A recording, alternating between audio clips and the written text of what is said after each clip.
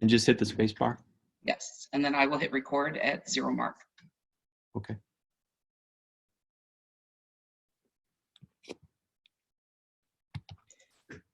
Just so everyone's aware, there is music for 3 minutes, but it will end.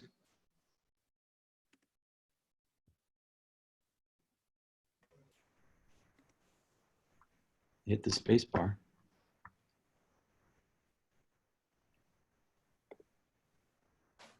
Can somebody pass the scrambled eggs?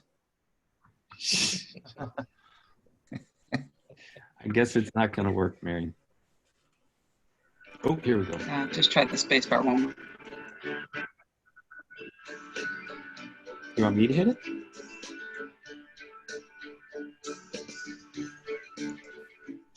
Fine. We're playing.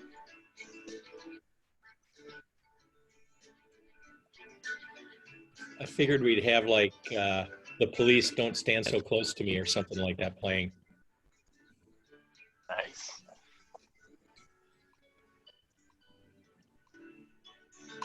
We would have thought about that first. That would have been great. Get everyone in the mood for it.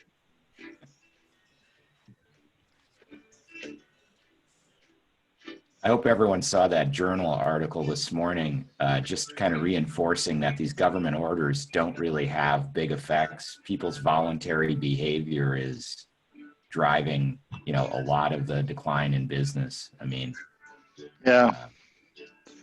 Well, all my friends from around the country keep thinking, oh, is everybody out at the bars in Wisconsin and out doing everything? So it's really not much different since.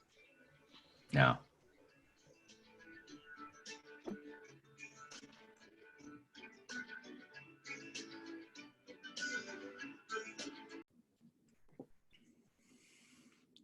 Good morning, everybody. I'm Dan Meyer, publisher of BizTimes Media. On behalf of BizTimes and our sponsor and partner, Associated Bank, welcome to our webcast, Economic Trends 2.0. We're thrilled to have your support to raise money for Feeding America Eastern Wisconsin. As you know, this is a challenging time for many individuals and families. Your donation will help Feeding America help some of those in need. If you have not had the opportunity to donate, or if you'd like to contribute more, please go to their website listed on this slide. Later we'll give a tally as to how much we have raised. So thank you so much. We are grateful to have our webcast sponsor, Associated Bank, and representing Associated Bank is Corey Davis. Corey is a Senior Vice President and Team Lead, Commercial Banking in Madison. Corey, can I ask you just to say a few words? Absolutely. Associated Bank is proud to sponsor the 2020 Economic Trends 2.0 webcast. You know, we've grown to become the largest Wisconsin-based bank and have a rich history that traces all the way back to 1861. Since then, Associated Bank has continued to grow and meet the needs of surrounding communities, now with a large presence throughout Wisconsin, Illinois, and Minnesota. We are proud to serve retail consumers and partner with businesses both large and small. We appreciate the opportunity to participate and look forward to a great program today. Thank you. Thank you so much, Corey, and thanks to the entire Associated Bank team. I can't imagine how busy you all have been over the past several weeks responding to the PPP loan demands. It must be have been quite a project. So where do we go from here? Less than 4 months ago, we had our annual Economic Trends event. Since then, the COVID-19 pandemic has had a tremendous economic impact on our region and the world. Thankfully, things are starting to open up again, but because of what's occurred in the last several weeks, we thought it would be timely to have a 2.0 version of Economic Trends. We're very thankful that all of the presenters from January are here today to provide us with their post-COVID-19 outlook and ideas and strategies to get back on track in 2020. So thank you, Dr. Mike Knetter, John Kissinger, Austin Ramirez, and Jack Salzwedel. You'll hear from each of them, followed by a Q&A session moderated by BizTimes editor Andrew Weiland. And you can enter your questions. We've received several already from pre-registration, but on the question feature on your screen, and we'll try to get to as many as possible. We're scheduled to go till, I believe, 11:30. Also, the slide deck will be available after you fill out the survey at the conclusion of the program. Before we begin, on behalf of BizTimes Media, I'd like to thank you for your readership support and for your print and digital advertising support and event sponsorships, and for attending this webcast today. This is our 25th year as an independent, family-owned business, and we're the only locally owned business media company in the region. However, to serve this community for 25 more years, we'll continue to need your marketing and advertising support now more than ever. I guarantee that we'll work hard every day to earn your business and to help you grow your business through our custom and integrated marketing programs. If you're interested, please contact our sales director, Linda Crawford. In addition, our award-winning editorial team is always looking for your story ideas, especially forward-looking operational insight stories that can help our readers make more informed decisions in running their company, or insights on how to be better leaders themselves. So now on to the presenters. When I introduce you, please give a quick shout out to everybody. So one of our presenters is Dr. Mike Knetter from the UW Foundation. Welcome, Mike.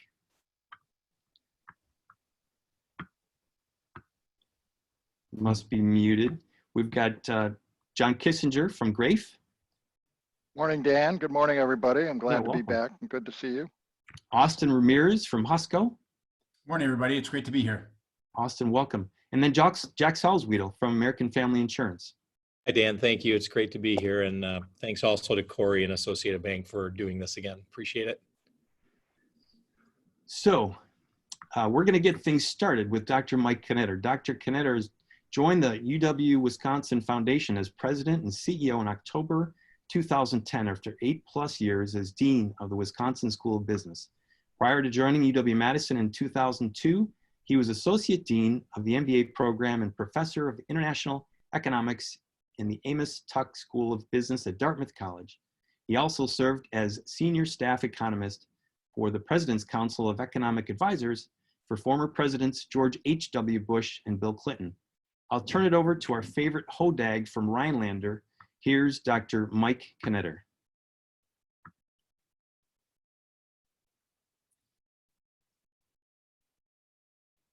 Mike, did we lose you?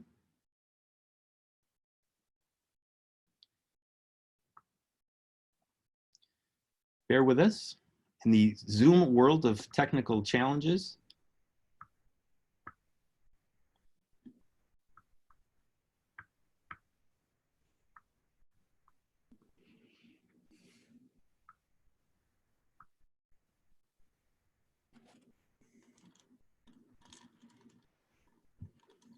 Waiting for him to dial back in.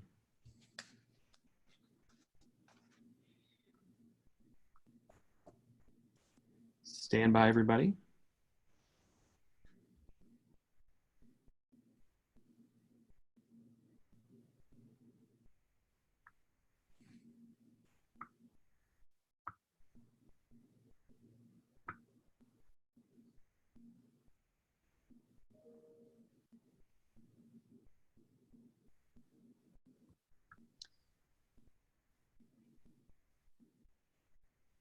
Dan, I would imagine Mike is sweating right about now, wouldn't you? Yeah. Yes. So, John, would you mind if we started with your part of the program?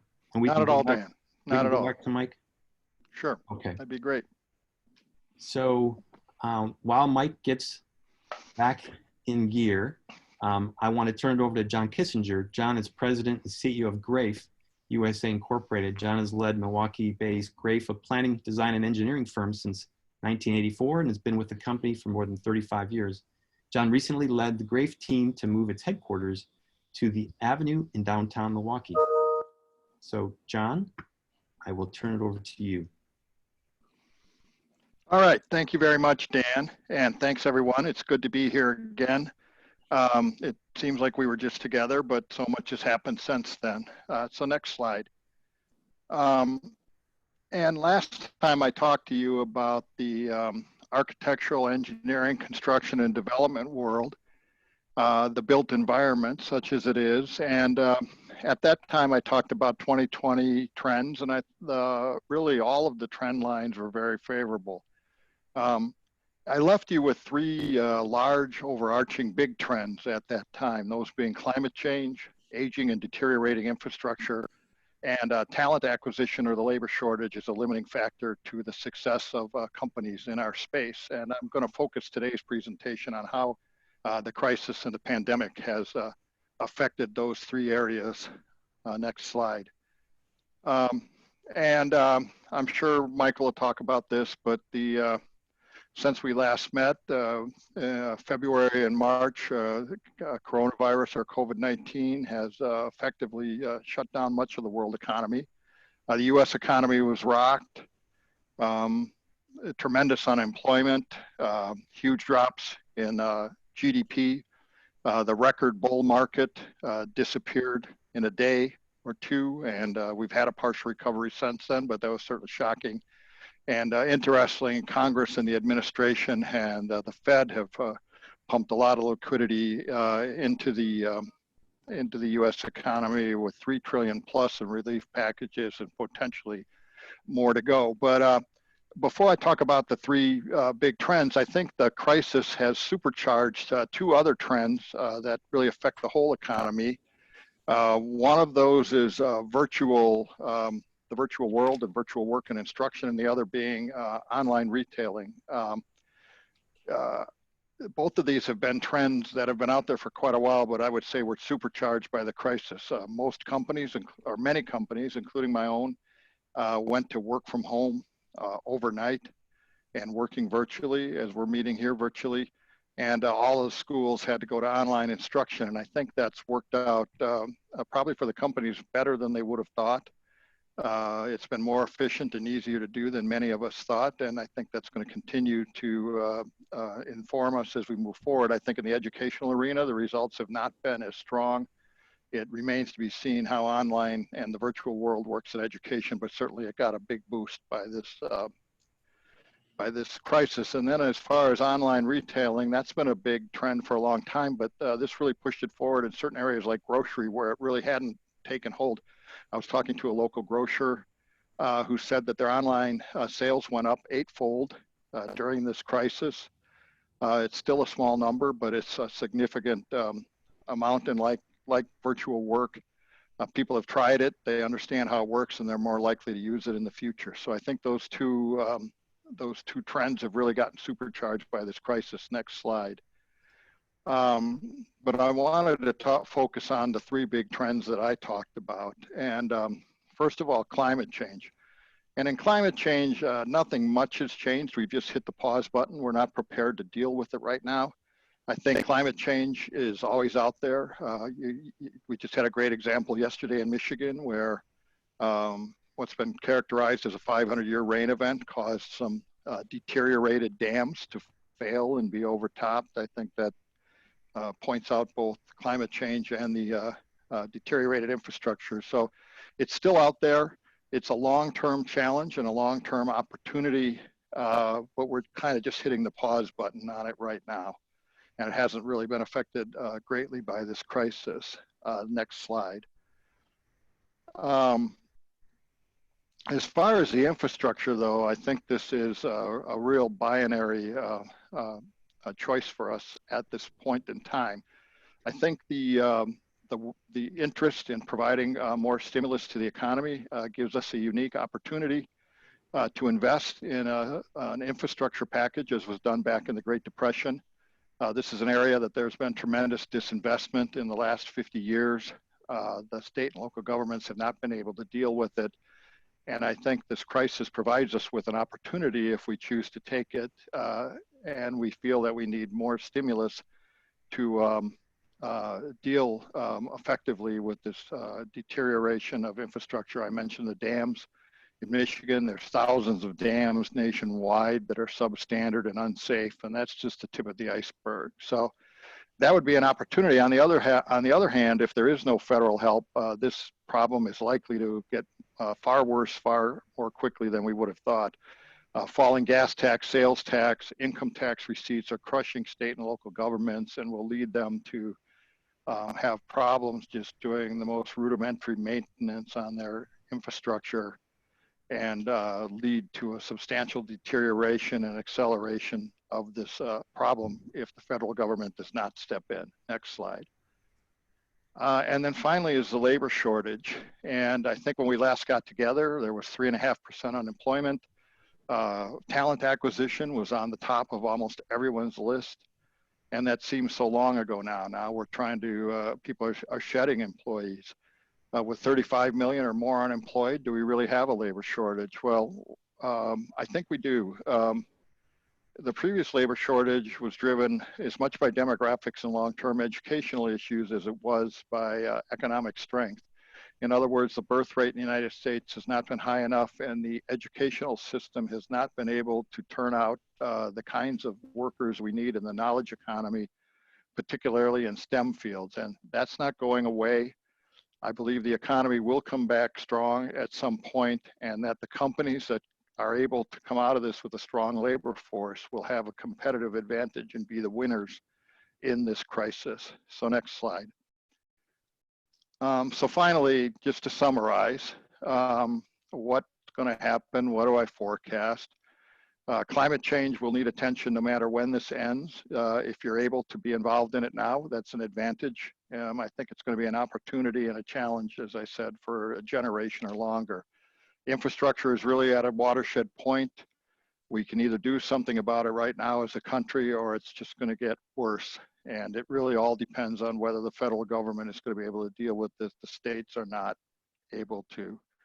And finally, and perhaps more importantly, most importantly, I think to emerge at maximum strength, firms should do everything they can to keep their good labor and possibly pick up more. I know it's a challenge as we're all struggling with decreased business, but those that have the assets and the will to hang on to their labor are going to be the ones that are going to be well prepared coming out of this, and are going to be the winners in this whole crisis. So I thank you for having me again. I hope the next time we see each other is in person and a little less stressful situation. So thank you, Dan. Yeah, thank you very much, John. I think Mike is back in action. Mike, are you there? Can you hear me, Dan? Yeah. I'm very sorry about that. I don't know what happened, but I'm ready to go. Sounds great. So Okay. yeah, I'll turn it over to you, Mike. You are all set. Okay, well, thanks, Dan, and I apologize for the technical difficulties here. My Northwoods internet failed me for the first time. I'd like to thank Dan and Andrew and the BizTimes team, as well as Corey Davis and the team at Associated Bank for pulling this together. As Dan mentioned, it's been 4 months since we met for Economic Trends breakfast, normally the coldest day of the year. It's probably been the longest 4 months of our lives. I'm happy to report today looks like one of the nicest days of the year so far. I hope all of you and your friends and family are safe and healthy and finding ways to be productive. There's certainly constructive things that will come out of this strange period that we're living through. But one of the constructive things is not the performance of the macroeconomy right now. And unfortunately, that's what I'll be talking about. We thought we would define the year, and you can just advance, Dan, to the next whole slide. I'm just going to kind of recap where we were at the start of the year. You know, and the year ahead at that time, if you move forward, was really defined by what we thought would be important trade agreements, a bull market, some hostilities with Iran were going on in the background. We were looking at impeachment hearings and an election year. So those were kind of the 4 or 5 graphics that I had up as the backdrop to what I thought would define how 2020 might unfold.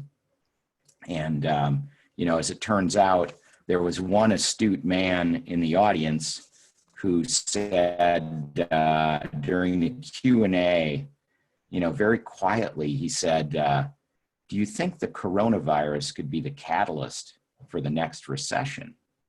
And, you know, back on January 20th, all I could say was I really didn't know.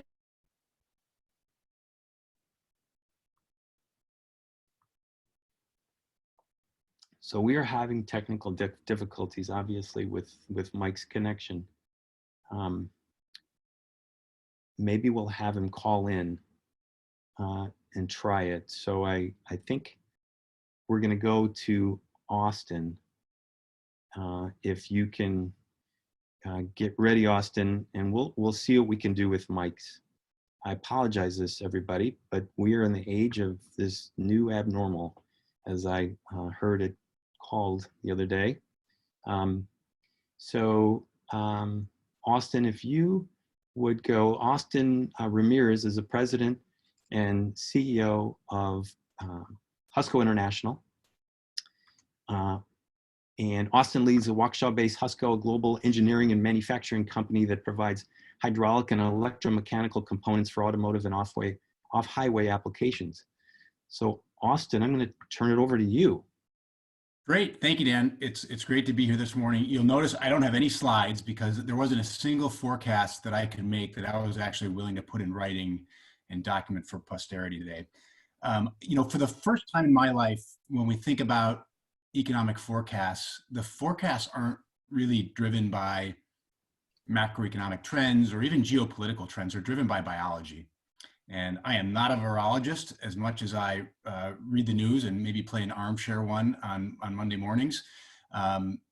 So much of what's going to happen to all of our businesses over the next weeks and months and years is driven by things that none of us understand very well. So when I talk about Husco's philosophy for thinking about this crisis, a lot of it revolves around developing robust and resilient business models that can thrive and survive in a variety of different future scenarios. But before I get there, I don't have forecasts, but what I can tell you is what's happening in Husco's markets around the world.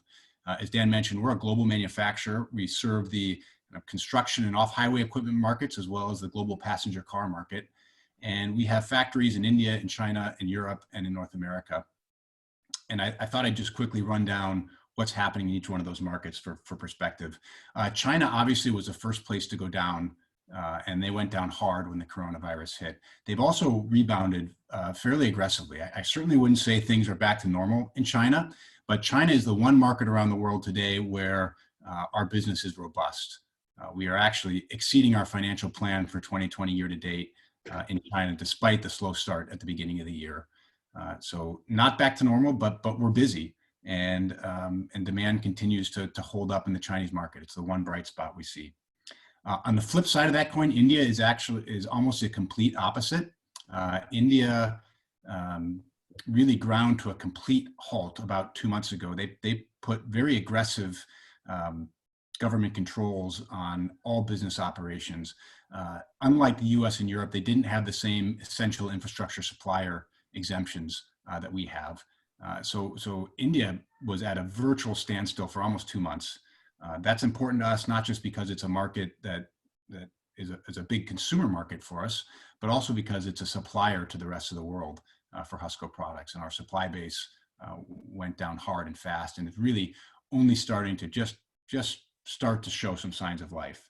I'm particularly worried about India because I think the dynamics of life in India aren't conducive to stay-at-home orders. I'm afraid that despite the shutdowns they put in place, which are going to do massive economic damage, they will not be very effective in controlling the spread of the virus. So I think India might be in for a rough run over these next few months. Europe went down hard. Italy is the place that got the most press, and they have started to show some signs of life. So we do a fair amount of sourcing, in particular in Italy, and our suppliers, although they were down for about 6 weeks, are now coming back online and producing again. So Europe, I think the long-term outlook is challenged for lots of reasons, but they're starting to operate, with some level of normalcy in terms of getting back to business. North America has been mixed for us. The automotive market effectively shut down for 2 months and went to zero. Our April automotive production globally was about 90% down from our financial plan. And they are starting to reopen. Now that reopening is showing how challenging these dynamics are. Just yesterday or the day before, Ford opened one of their Chicago assembly plants and immediately had to shut down because they had a coronavirus infection in their operations. They're also wrestling with a supply chain in Mexico that is, somewhat out of our control from a policy perspective, but is hugely determinant into the capacity that the North American automotive industry has. And they also have some very powerful labor unions that have a different set of incentives from the automakers in terms of getting back to work. So auto went down hard. Interestingly enough, demand didn't decrease, particularly for light trucks. to the extent you might expect. So right now, the auto industry is in the somewhat enviable position of having low inventories and demand that outstrips supply. So they're very eager to get back to work, and I think I think demand will hold up through the summer and the fall in the automotive sector, which is good news for Husco. Off-highway is a bit different. They were slower to react. It took about 6 weeks, I think, before anybody at John Deere or Caterpillar realized that we had a global epidemic. They're just now starting to realign their production plans and take out a lot of demand for the rest of the year. So they went down slower, but will have a more protracted and lengthy downturn, I believe. As I mentioned in the opening comments, our philosophy at Husco has really been twofold, and these two things are in tension. One is we really try to cut hard and fast and get ourselves in a financially sustainable position as quickly as we could. That's not a fun thing to do, but our position has been that we just can't forecast what's going to happen with the corona pandemic over the next 6 months. So if we were to rely on a rebound, a V-shaped recovery, or any shaped recovery to pull us out of the fire 3 or 6 months from now, that could put us in a really dangerous position. So our philosophy was to cut hard, to cut fast, to get to a financially sustainable position where, based on the demand statement that we know today, we won't break covenants, and we'll be able to maintain operations indefinitely. At the same time, we wanted to protect our core assets and make sure that the business was positioned to grow in the future. And historically, when we have recessions, Husco tends to gain market share. Our competitors are larger companies that move a little bit slower, aren't quite as nimble, and we always take market share and grow coming out of a recession more than we do in good times. So we wanted to make sure we protected our core people, our core development programs, our core technologies, and positioned ourselves to grow as the pandemic hopefully starts to wane in the months ahead. As I mentioned, those two things are in tension, and it's been a difficult balance to strike. I don't know that we've gotten it perfect, but that's what we're constantly evaluating: is how do we make sure that we've cut deep enough, but we're protecting our core assets. The only other comment I'd like to make before I'll turn it over to the next speaker is we have we've really worked to try to inject an extra sense of meaning into work over the course of the last few weeks. We do that partially just with over communication with our employees, but we also we did a project with a number of local companies to develop a face mask for first responders and responding to the PPE shortage that we had locally in southeastern Wisconsin. And we went from never thinking about PPE and face masks 5 weeks ago to today we're building over 1,000 face masks a day that are going to hospitals and nursing homes and fire departments and police departments across the region. And it's financially not impactful. We're not making any money at it. It's not a way to pivot our business, but it is a way that we can deploy what we're really good at, which is designing products, scaling them quickly into production, and doing that cost effectively in a way that is going to save lives in our community. And I'm really proud of that. It wasn't directed for me. It was an organic project that came up through the organization.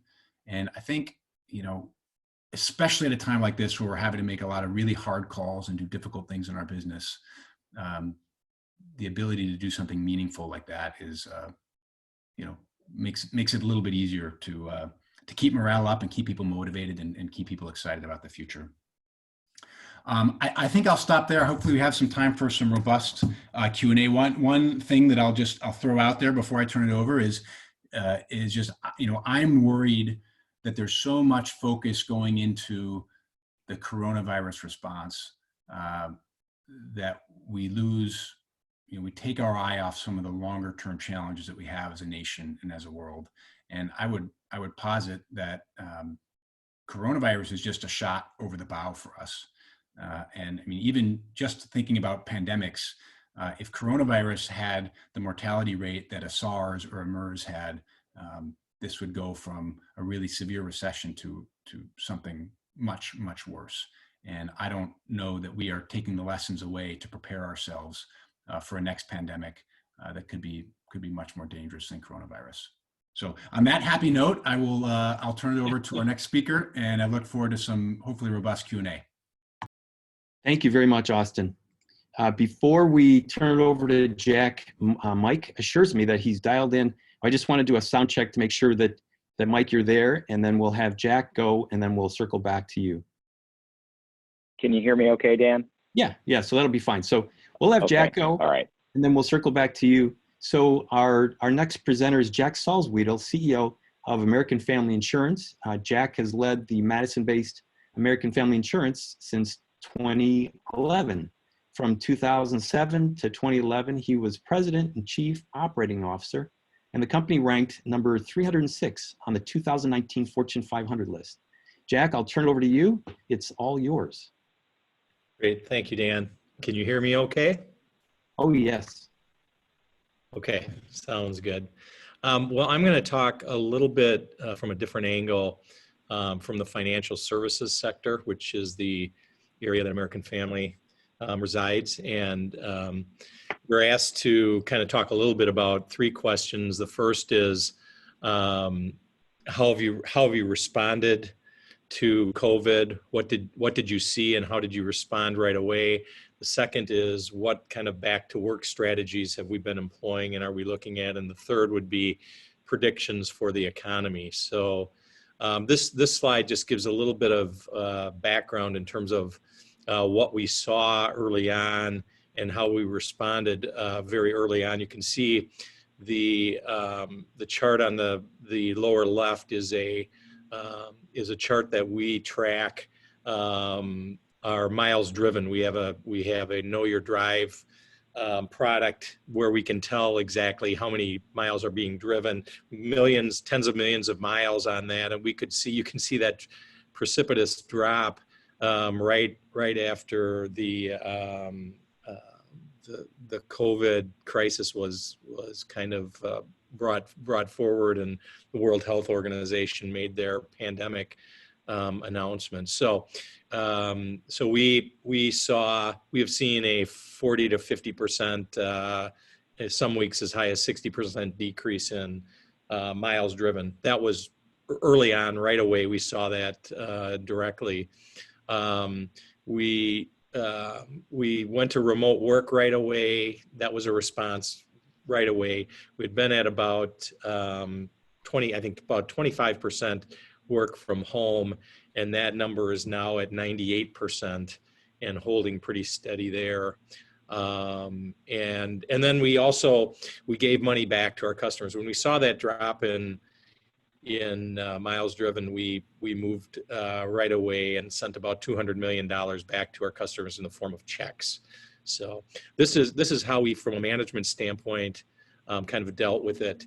We started, as Austin said, we started having weekly meetings with our employees, thousands of employees getting on Zoom or other WebEx platforms, weekly huddles with employees. We've had weekly board meetings. We've now gone to every 2 weeks, but weekly board meetings to keep our board apprised of what's going on, and then also having weekly leadership meetings. So one of our folks said, which I think is interesting, for as much physical distancing and separation as we're doing as an organization, as a leadership team, we've never felt closer because of what this crisis has kind of brought to us, the need to be in constant contact and talking about where we're headed as an organization. So this is a timeline of what we've done. The next page shows a little bit of just samples of what we've done with our board agendas, with our media releases. Bill Westrate, our enterprise president, was on Fox News announcing our premium relief. We've started a new employee podcast called The New Normal. We've had a number of episodes on that, and we've got basically everybody working from home. So communication, I think, John, you maybe mentioned that, Austin, you as well. Communication is the key in this, and we've ramped ours up dramatically. The next page shows just a little bit, people talk about kind of returning to normal. And for us, it's less about returning to normal, and it's more about reimagining normal. So this is an opportunity for us to think differently about the business. It's an opportunity for us to break out of some of the things that were maybe issues for us and to accelerate. I was talking to our chief investment officer the other day, and he said he sees this time right now as an acceleration in some ways of 5 to 10 years. I mean, in the old normal, we had 75% of our workforce in an office setting, and it probably would have taken us 5 to 10 years to get to 98% people working remotely. We, in 1 week's time, got there.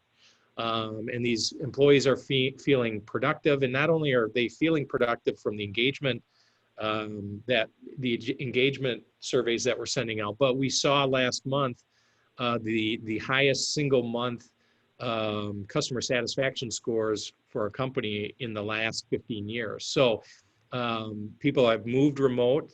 They're dealing with things like Mike is dealing with today, and we're all dealing with that, where sometimes last mile connectivity doesn't work, but people are working through that.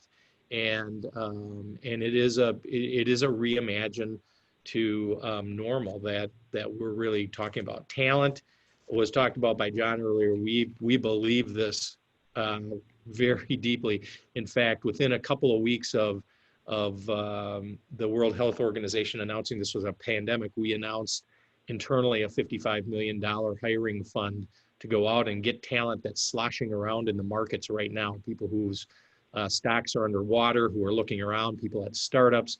And we've brought on so far, I think, north of 30 high-level people that will help us to reimagine what this new normal will look like. So next page is, so the shape of things to come is like a motion W. Mike, appreciate you allowing us to use that logo. And if you go to the next slide, you see the shape that we believe is with us for a while, and that is this motion W, and it gets to what we think is just on and on. It will be retraction, stabilization, improvement, and then it will repeat as there's surges that come back, retraction, stabilization, and improvement until we get a vaccination, until we get a more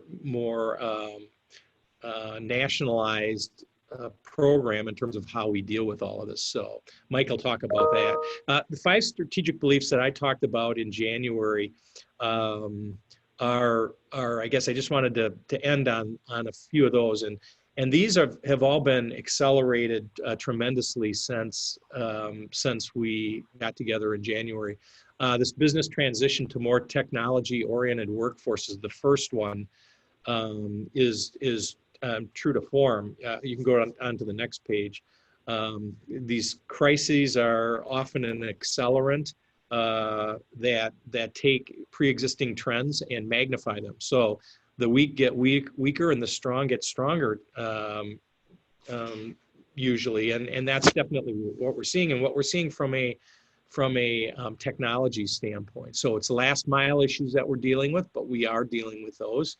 And we're also seeing companies that are who were investing in technology, who are even more investing in technology, and the employees are the central piece to that. There is a consumer component, obviously, but this is really highlighting the need to concentrate on a workforce and to get the workforce prepared to be able to deal with a different kind of consumer. So.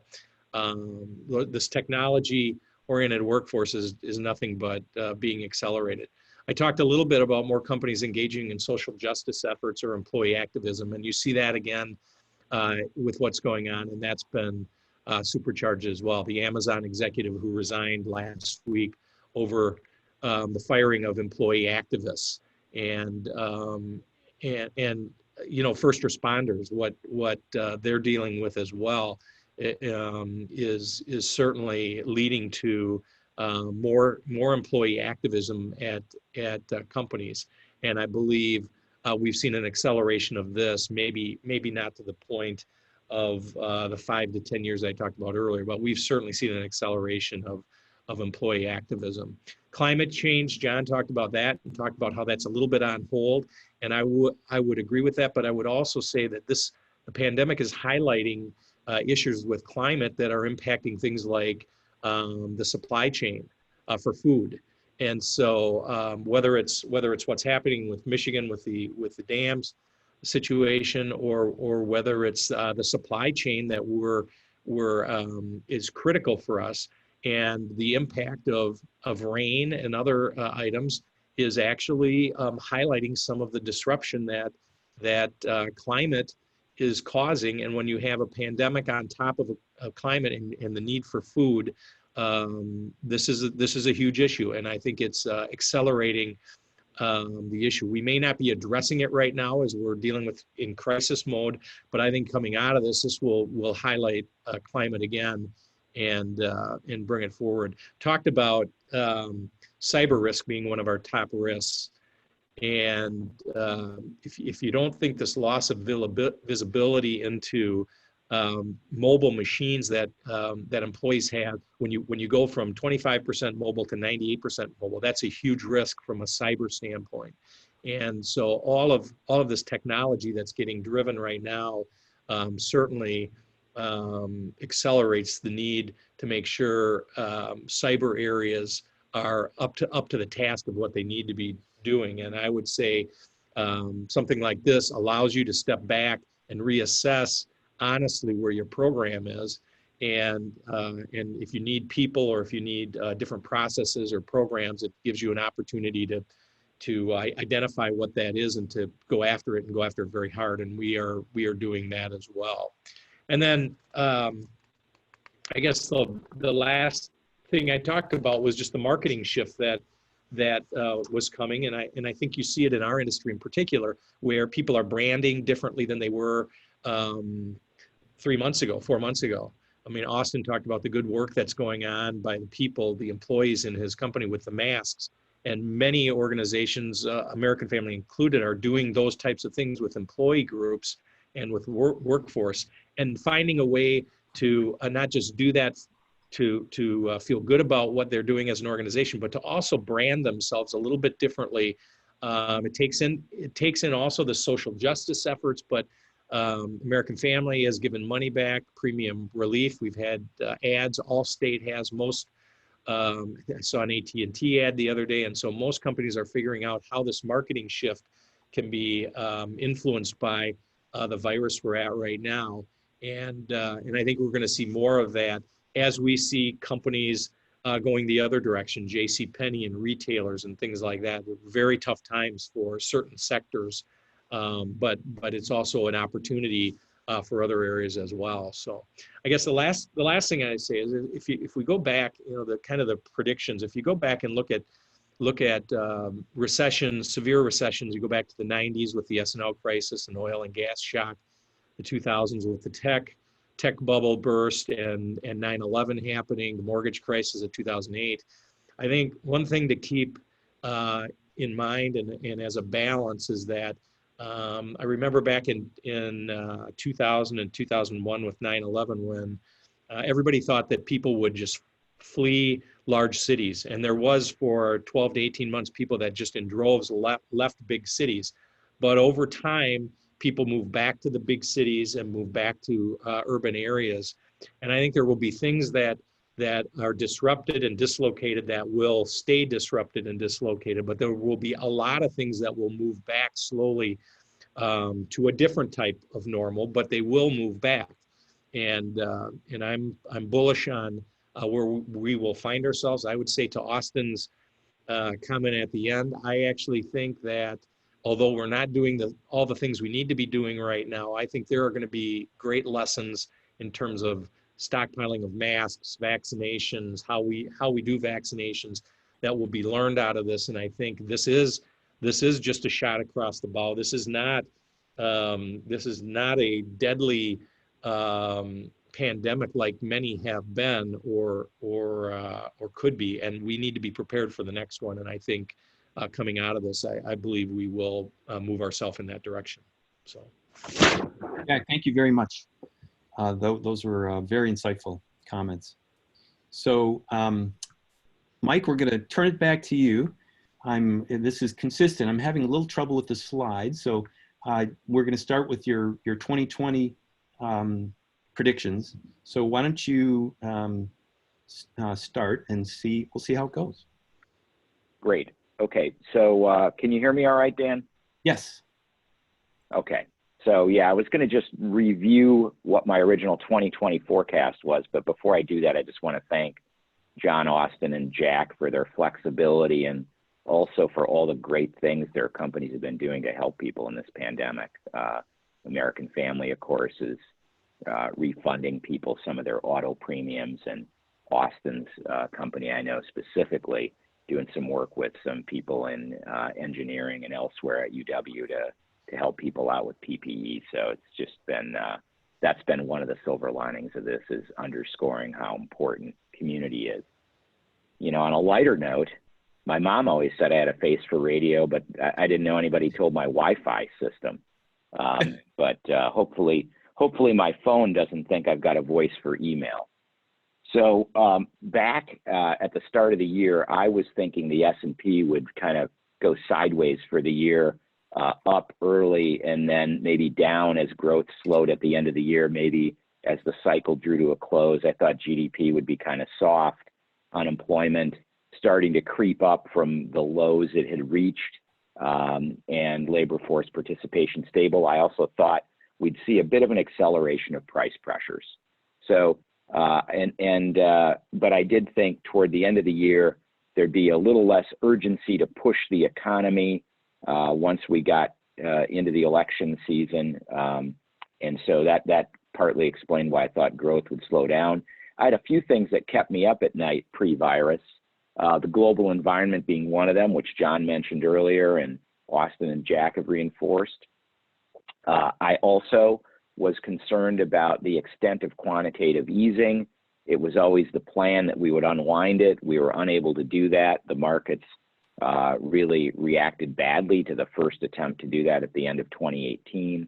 And now, of course, we're doubling down on it. And I think it's kind of a new normal, and it remains to be seen what the consequences are. Large deficits and debt to GDP ratios, of course, those were bothering me before. You can imagine how concerned I am now and whether that's going to leave us with the space we need to address a lot of what I think are unmet public infrastructure needs. I was worried about the disruption of the post-World War II international order. You know, the U.S. has been trying to reset its relationship with allies and rivals, and I think that has only accelerated again with this pandemic as everyone scrambles to take care of themselves. And then finally, I was worried about what the Edelman survey revealed to be kind of an extraordinary erosion of trust in vital institutions and leaders. And I think back in January, I did mention, you know, while there are institutions and leaders where trust has been eroded, to me, the silver lining in the United States is, I think, our corporate sector leadership, by and large, has never been better. And, you know, it's a privilege for me to be on a panel with people like John, Austin, and Jack. Our private sector gives me enormous confidence, but I don't really feel quite the same way about all of our institutions. So my 2020 viral update, obviously, you've all heard this many times now, so I'll just be brief. The public health actions that were necessary to contain the virus, and frankly, that people have been taking voluntarily to a great extent, we'll come back to that, but government actions have had remarkably little effect on what people are doing based on cell phone traffic data. But the actions that have been taken really constitute a three-dimensional shock to the economy. There's the supply shock because people can't go to work because they're not allowed to, and maybe they wouldn't go even if they were allowed to. There's a demand shock because consumers literally can't go to many of the places they used to spend their money, and employment is down. However, those incomes have been cushioned a bit by some policy actions. There might be a delay in when people actually collect their money, but incomes have been cushioned to a great extent by various fiscal policies.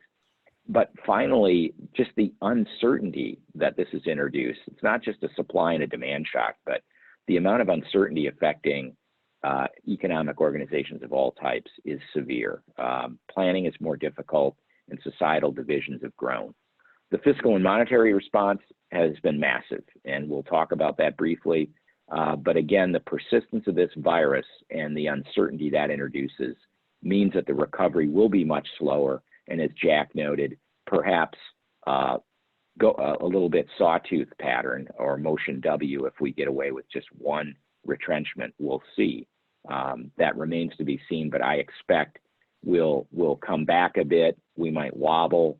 A lot of that will be more driven by what's going on in different regions. So moving ahead, you know, seeing what actually happened right as this shock was hitting, consumption in the U.S. fell by 20%, and that's the biggest component of GDP. Within consumption, we saw groceries increase by 19%. At its peak, it was up by about 60% relative to a normal week in year-on-year data, and that was just, you know, all the hoarding that was induced by people fearing a national emergency and worried about what might be going on.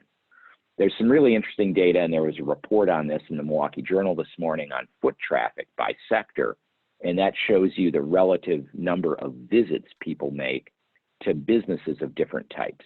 And, you know, what you see is that overall total activity was down about 52% year on year for, you know, overall economic activity. Hotels and restaurants were down even more than that from the foot traffic data. They were down about 60%. And people estimate that that might constitute a loss to GDP of about 30%. And this data is produced by a firm in California, but was shared with me in its chart form for Wisconsin by Noah Williams from the Center for Research on the Wisconsin Economy. Then if you look at employment, the job losses are really concentrated in small firms. And you can see that on the chart that I've prepared here, along with colleagues at UW. And you can see it particularly for firms below 100 employees. That's where we see the largest declines in employment, pushing around 25 to 30%. The estimated unemployment rate in Wisconsin, we don't have the final word. There's lags in the collection of that data, but just based on the filings for unemployment and how that should lead to unemployment rates once they're officially calculated, suggest that the unemployment rate in Wisconsin is now over 20%. Another big change brought on very suddenly was just this shift in spending. Amazon was running about 20% ahead in its sales year on year as we started 2020. And now in May, they're up about 100% year on year. And Walmart has also started to move up considerably, and they had a good earnings report recently. So those were some of the big things that were, you know, reflecting the consumer response to the environment. And then, of course, government policy stepped in to try to right the ship to some extent, and fiscal authorities allocated right around $2 trillion through the CARES Act. That included a lump sum cash payment to individuals of about $1,200 each, extra unemployment benefits, so an extra $600 weekly for people filing for unemployment in certain categories. The Paycheck Protection Program was about another $350 billion. Those were emergency grants and forgivable loans for small businesses. We at UW Foundation were actually eligible for that, but we opted not to apply. Didn't think it was intended for organizations like ours. And then, of course, a lot of big loans for large corporations, including the airlines and other industries particularly hard hit. So an extraordinary fiscal response. The monetary response has been staggering. It's been noted that the Fed did in more or less 2 or 3 weeks what it took a year to do in the great financial crisis the last time around. we've seen extraordinary rate cuts and asset purchases really starting in mid-March. In fact, I think it was Sunday, March 15th, the Fed had an extraordinary meeting. They usually don't meet on the weekends, and cut rates to zero. And recently, Jerome Powell, Fed chairman, said there is no limit to what the Fed can do. I would take some issue with that statement, but they are trying to back that up. They've made available large sums of money in loans for businesses, states, local governments. That's an incredible expansion of the Fed's purview, and it's really helping firms and governments, some of which may have been at risk of defaulting. But, you know, getting back to, is there a limit to what the Fed can do? The Fed can ensure liquidity in the market, but it cannot ensure the profitability of companies and their solvency. My viral update to the forecast now is I think real GDP year on year for the United States will contract by about 6%. What I mean by that is when we close out this year, the level of GDP in our economy will be about 6% lower than it was at the end of 2019. So the economy will have shrunk by that amount in the aggregate. There will be a much steeper decline in Q2. You know, could be 20%, 25%. Unemployment, I think, will be 10% at year end, but peaking over 25% at its highest level, maybe around 28. I think inflation more or less going to be flat for the year now, but there will be huge variation in relative prices by products and services. The S&P, I think, will finish the year roughly flat, but that, you know, as I like to say, in the land of the blind, a one-eyed man is king. You know, the U.S. economy is doing much better than other countries. Our equity markets are doing much better, and I think that's a reflection of the innovation in the U.S. economy and the fact that our tech companies have really kind of become the safe haven asset during the pandemic. And for good reason. It's those companies who are more valuable than ever because of the types of changes that have accelerated that our speakers have talked about. So what I'm really seeing is a severe temporary disruption scenario here. We're going to have a slow reboot over the summer after the recession caused by people staying at home, sometimes due to lockdowns, but even where those lockdowns are reversing, we're not seeing dramatic changes in behavior, even in Wisconsin. My math on this forecast is really, I think we're going to lose a month of GDP, and that's about 8%. It will be spread out over more than 1 month, and that loss will be sharper for a short period of time before we have that gradual recovery. There's a lot of this contraction, though, that's not going to be recovered. You're not going to be able to eat out, you know, more. There's only so much capacity. The travel opportunities are gone. The lodging opportunities are gone. We might get back to a normal pace in those areas.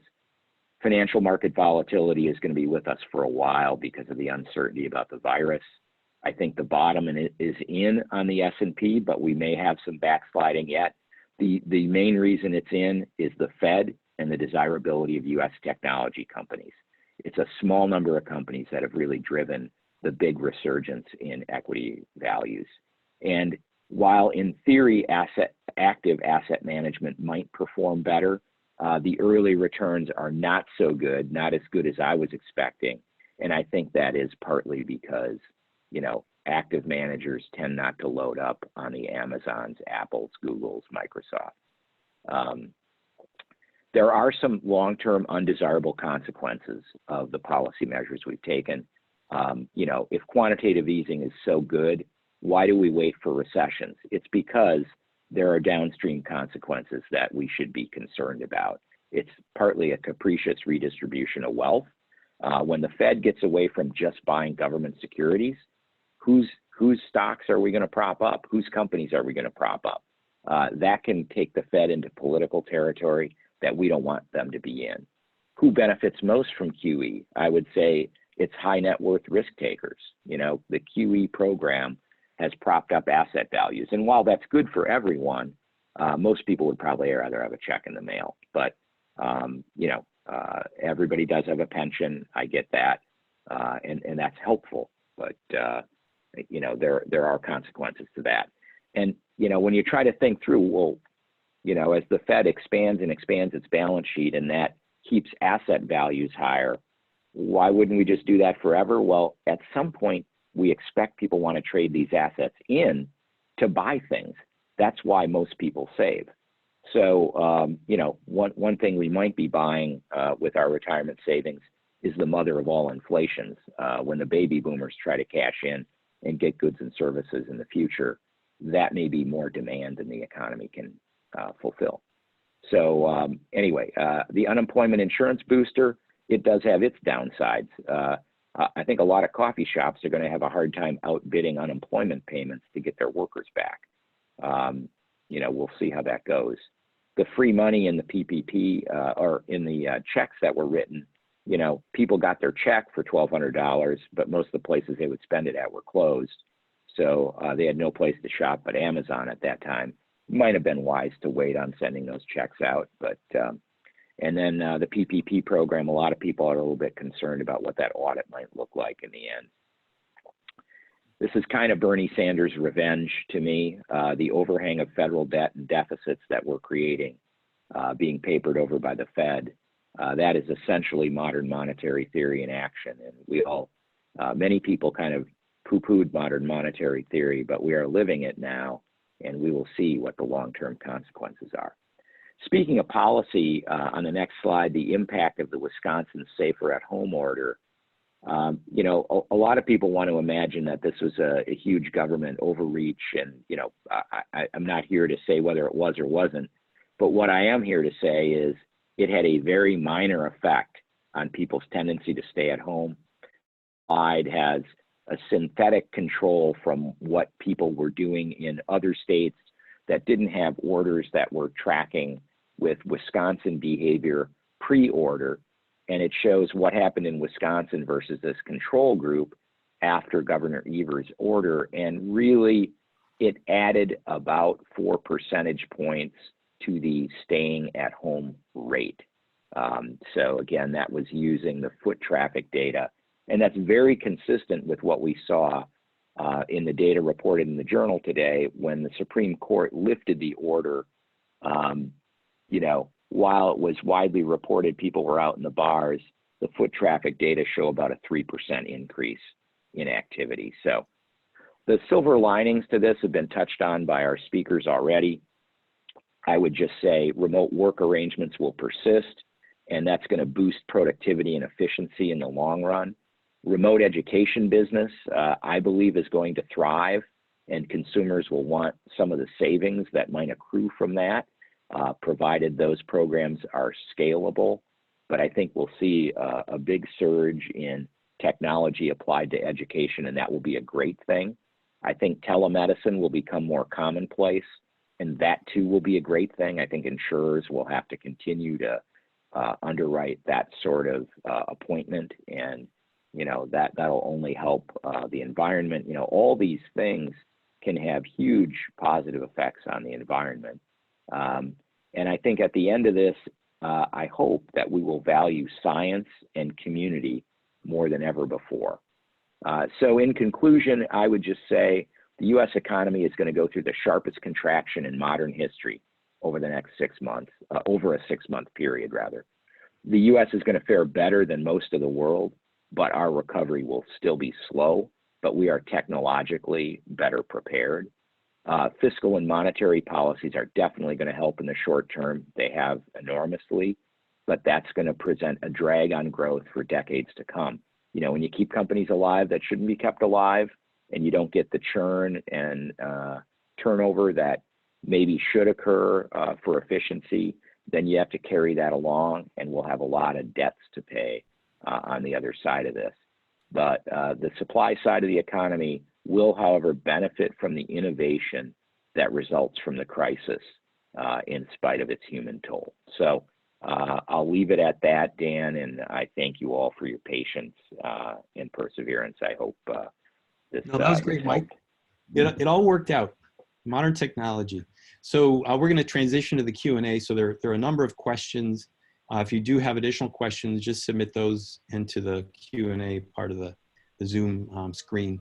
And I'd like to turn it over to the moderator for the Q&A is BizTimes editor Andrew Weiland. Andrew, why don't you take it over from here? Thank you, Dan. Appreciate it. And big thanks to everyone who's joining us and to our panelists today.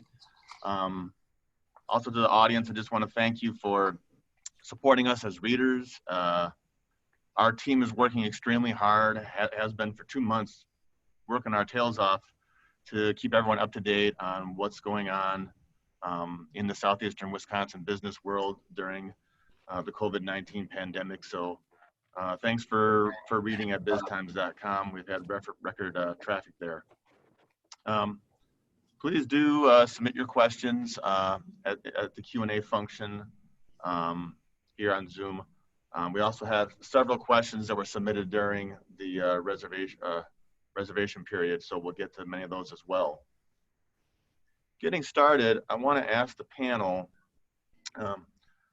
how have you been handling this pandemic period as leaders of your companies? We heard some comments about adjustments your companies have made, but as leaders of your teams, of your people, how have you been handling this? What have been the biggest challenges you've faced in this process as leaders? And what are you most proud of? I'll start with Austin for that one. Great. Well, I mentioned a little bit of this. Communication is really important. So transparent, open, frequent communication, but communication that also is tinged with optimism. It's it's easy to get down these days with all the negative news, and our job as leaders is to be open and transparent, but also to have some optimism. It's our job to make the tough decisions right now. It's not a real fun time to be a leader when you've got to implement layoffs or furloughs or other things like that. But our job is to protect our organizations for the long run, and I think it's really important that we do that.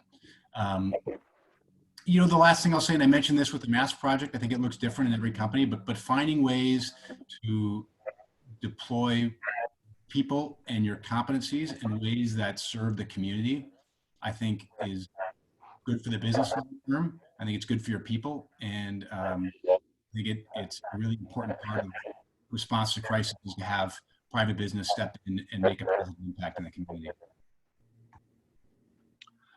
Same question for Jack. As a leader, how have you been handling this with your team? Yeah, I would say, I agree. The communication side of this is probably the most critical piece of it.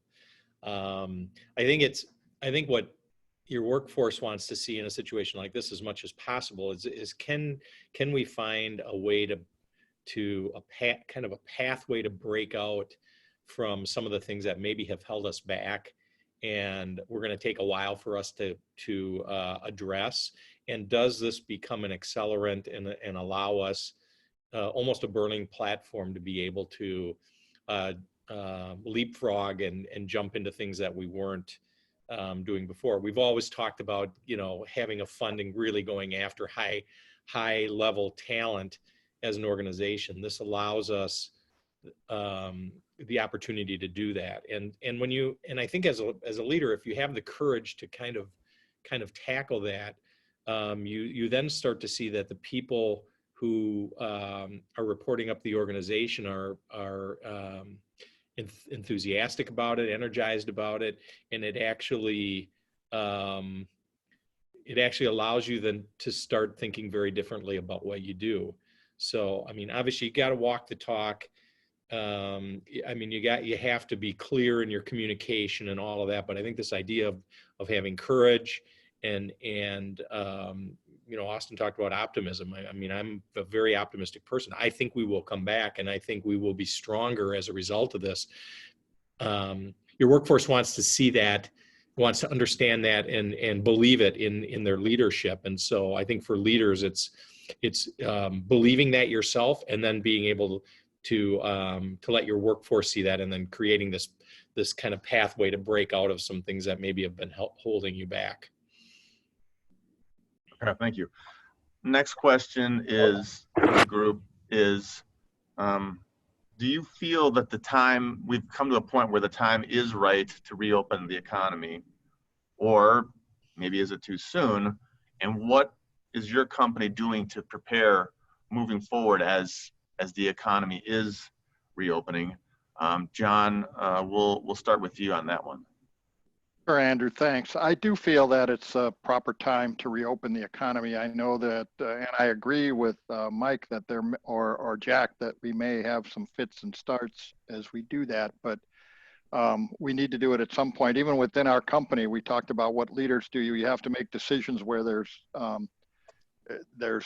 not the data available, so everybody looks to. And so we've started to talk about when are we going to reopen. Now, we're not going to be on the leading edge of that, but we're certainly setting timelines. We've actually reopened. We have 8 offices. One of them has reopened. We'll be reopening the other 7 as time goes on. And so it's appropriate to do that now. I think the leader has to be the one to make the call when it's the time to do that, and kind of push everyone who's not quite sure when the right time to do it is. Okay. I want to get to some of these audience questions as they're starting to come in. We've had a few about office space, the office real estate. And with so much talk about remote work during this time and how well it's gone, what about the future of office space? Do we need office space anymore? Are we all going to be able to work remotely? Is there still value in office space? Jack, I'll start with you. Of course, American Family is making a huge investment in a new office in downtown Milwaukee. What do you think now, after we've gone through this period, the future of office spaces and the need of office space? Yeah, I mean, we've made a big investment in Milwaukee with Summerfest and the Brewers, and then the Mandel building. I mean, we are reassessing all of our real estate right now. And, we were at about 25% remote work prior to COVID.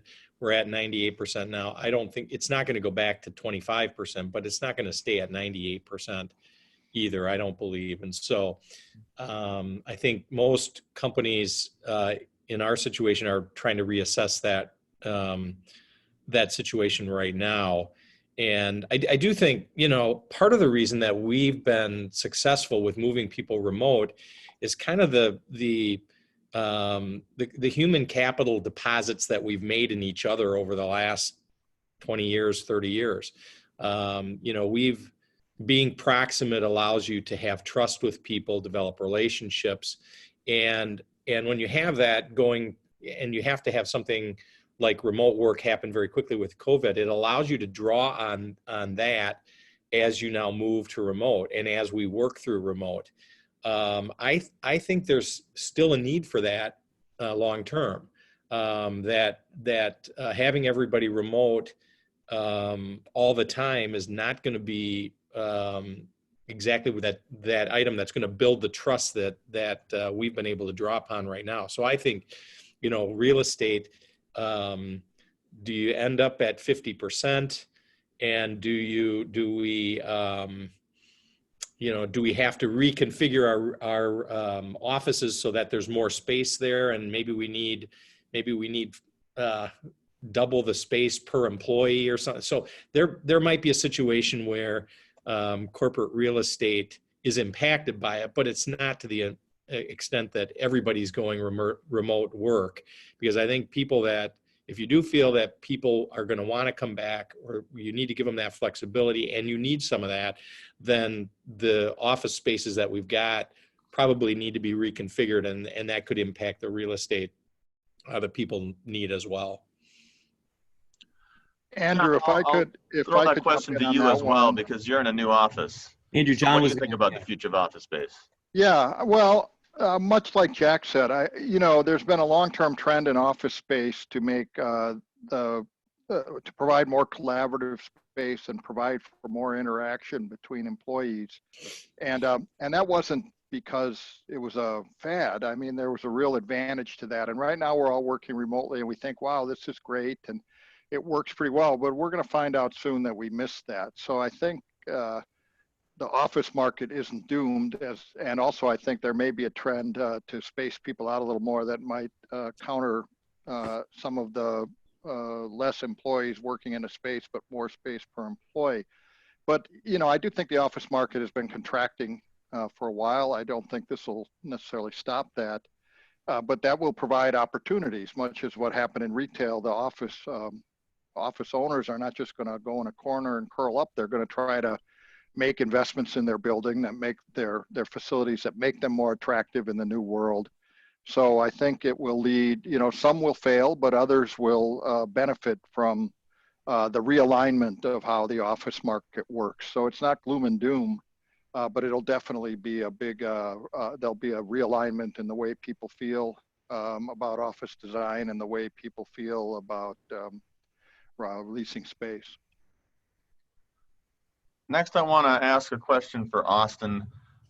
We've had several questions from audience members about supply chain issues and just how that world looks, in the new normal, new abnormal, whatever we want to call it. Austin, I want to ask you, is Husco looking for alternative supply chain sources right now, number one? Number two, I want to ask you, do you anticipate a massive amount of reshoring in the next year and beyond? Do you think is there going to be a big push for manufacturing and industries to come back to the United States? So yes, we're always looking for new supply sources. No, I don't think there's going to be a massive amount of reshoring. I think, somebody mentioned earlier the coronavirus as an accelerator of trends, and coronavirus has certainly accelerated the pre-existing trend towards more nationalism from a global geopolitical perspective, and the move of supply chains to be more regional.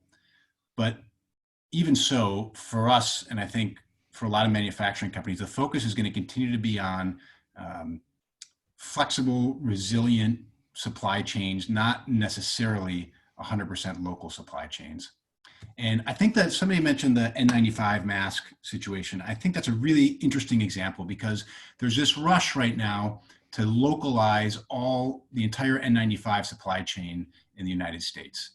And that's fine, but I think what we'll find is one, it's going to increase the cost of these products.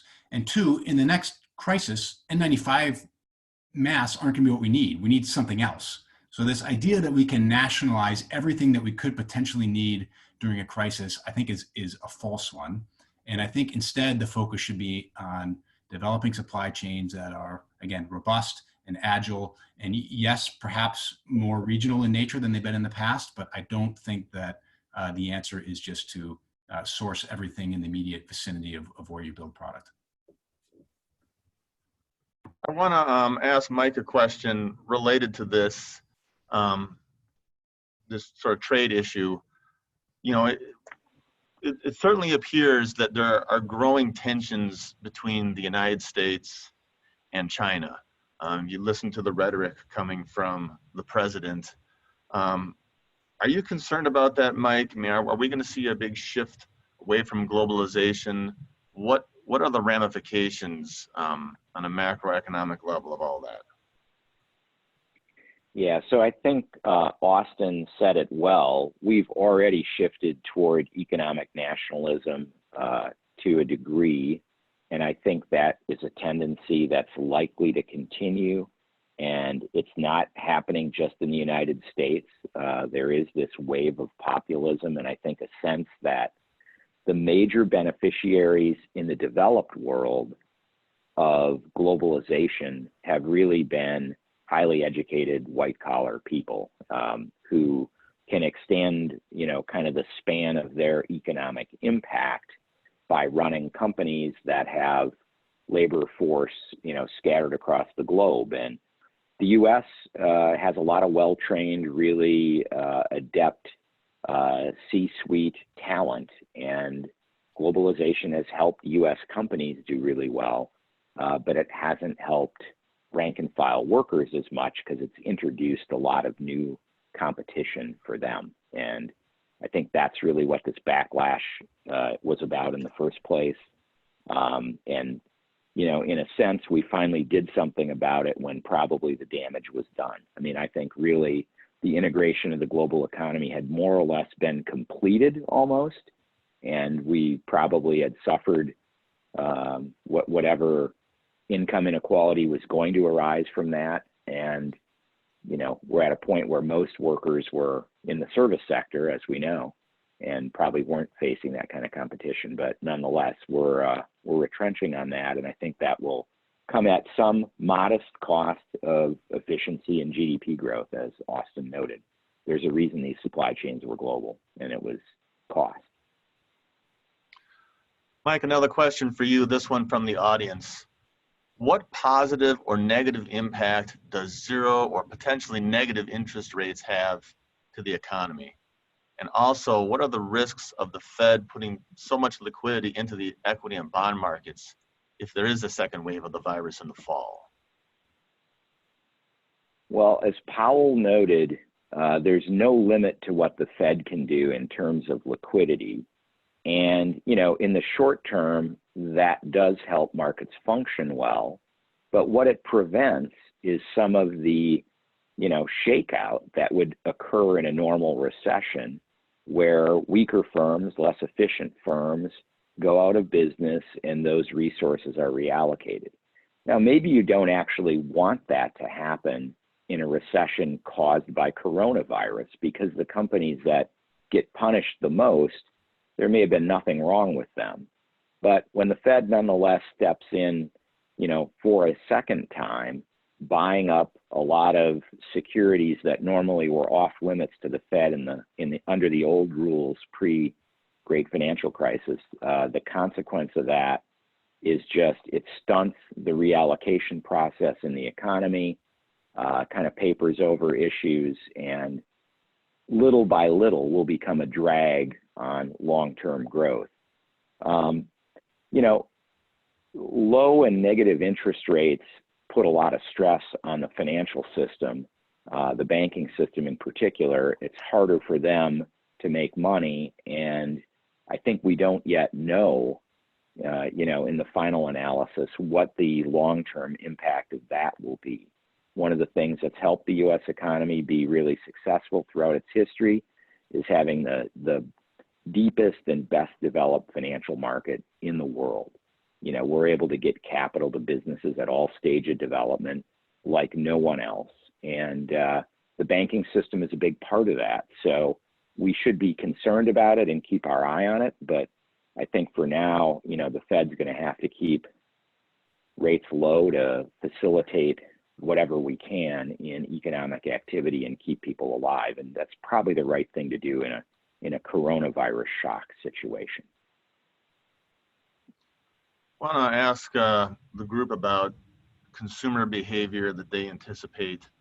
And this is the audience question. What key factors do you believe consumers are looking for to improve their confidence to increase access to businesses? And another related one is, you know, what will people's lifestyle be in the new normal? People getting less haircuts, less travel, etc. Jack, I'll start with you on that one. I think the first thing is, ease of use in a environment where things are shut down or partially shut down. The ability to make it easy for consumers to be able to use your product or your services is number one. I think the safety aspect is right next to it up there, where the customers have to feel that it's a safe place to do business, whether that's a digital and a cyber issue or whether it's a physical safety issue.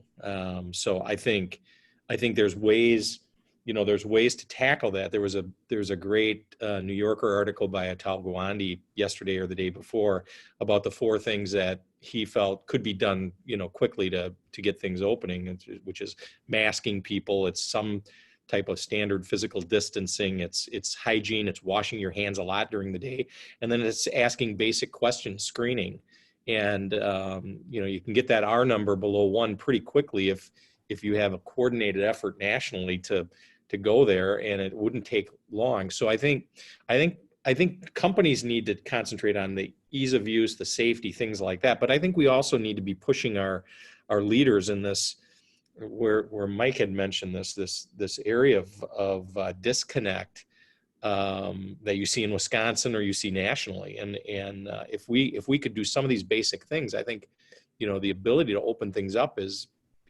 really within the realm of things quickly. But in the absence of that, it's going to require companies to be dealing with this shifting of shifting from the government to private. We're not taking our orders from the CDC or from the state of Wisconsin in terms of returning to work. That's now being shifted on businesses. So we have to decide when it's safe for people to come back. We have to decide whether we've got procedures in place so that work comp claims that employees might file if they get infected or whatever. I mean, that risk has been shifted to, and is in the process of being shifted from the government to the private companies. And so that's what's gonna limit us. All right, we're running late on time. I do want to ask each of the panelists, what are the most important indicators you're watching to determine whether or how quickly the economy will recover? What are the indicators you have your eyes on? Let's start with Austin on that one.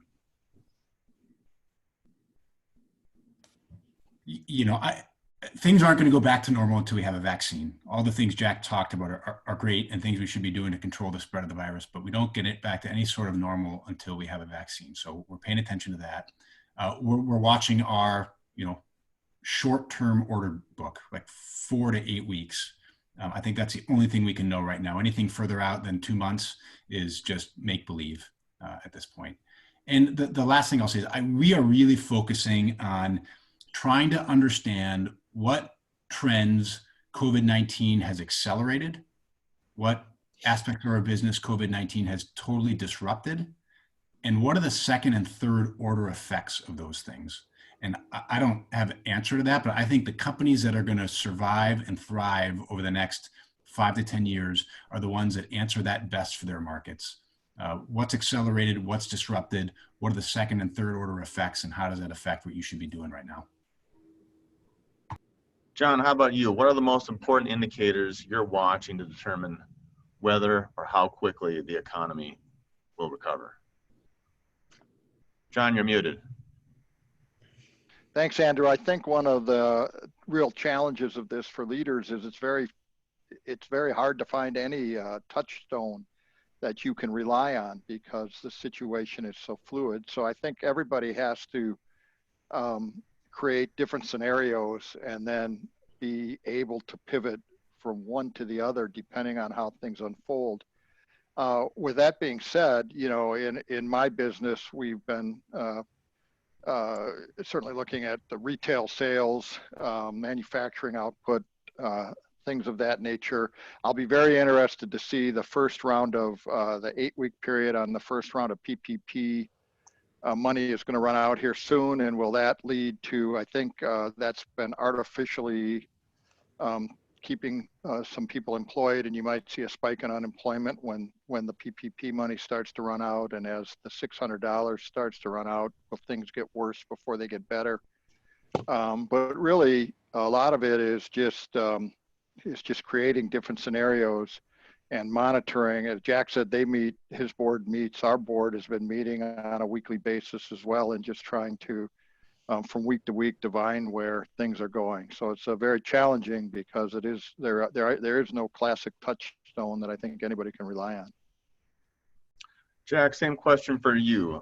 Most important indicators you're watching to determine if and when and how quickly the economy will recover.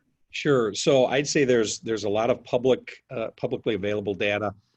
Mike was talking about conference calls and things like that. So we've got all of that that's coming at us. But then I think there's also, all of us in each of our businesses has some type of proprietary knowledge around our customers and supply chains and things like that. So whether it's digital traffic, for us, one of the major ones is miles driven. We can tell on a daily basis whether miles driven, and that's an indicator of people moving around. And we have seen an uptick in miles driven over the last 2 weeks. So I think we have some insight there in terms of people moving around and starting to be more active. And then with our home business, we know what's going on in homes through home losses and things like that. So looking at the frequency of that, I think it's gets back to what proprietary information do you have as a CEO or as a business owner that others might not have to give you insight, and you kind of try to triangulate that against publicly available information to give yourself some kind of head start or insight against your competitors. Mike, how about you? What's the most important indicator you're watching? I think the answer to that, as Jack said, there's a lot of data out there. You can get inundated with data on testing and percent positive and, hospitalizations, deaths. I'm interested in people's behavior. And what I would say really is the true north here is, I don't know many people who really want to get this virus. So I think what Austin said is very important. Until we have a vaccine, things aren't going to be normal. And you can talk about phase 1, phase 2, phase 3 openings. I think our business is going to have a phase 1, and then there's going to be a vaccine. Those are the 2 phases that really matter to me, because I think most people don't want to get this virus because of how much damage it's done to people and the reporting that we've all seen. And maybe the fatality rates aren't that high, but the pictures don't look great. So I think people are very scared of it, whether that's right or wrong. And I think they're going to be very reluctant to go back to normal, and we probably can't force that. I'm literally at this point now more interested in people's behavior than I am in a lot of the data that we see. And, if you're leading a business, you need to take care of your people and pay attention to how they're feeling. And we're lucky in our business, we can work remotely quite effectively. We had to cancel all of our in-person alumni events. They would have drawn in total 1,000 people for our spring alumni events.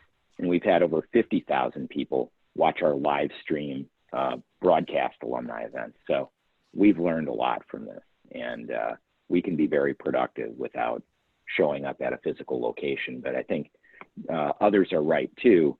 When it's safe, people will want to go back. We may be safer at home, but many people find that they're happier at the office. So I'll leave it at that. We are indeed learning a lot. They'll do it for our conversation. I just want to quickly thank Mike, John, Austin, and Jack for participating in the discussion today. Thank you all. I would as well echo that. Thank you very much, gentlemen, for the 2.0 version of this. Hopefully we won't have a 3.0, and we'll just get back to business. So a special thanks to our sponsor, Associated Bank and Corey Davis. Thanks again to everyone who donated to Feeding America, Eastern Wisconsin. Again, if you've not yet made a donation, or if you'd like to donate additionally, please visit their website, which is listed on the screen. As I mentioned, the slide deck is available online, so fill out the survey and provide us some feedback as we look to have more webcasts in the future. And thanks again, everyone, for taking time out of your day. And lastly, have a great rest of the day. So thanks, everybody. Thank you, Dan.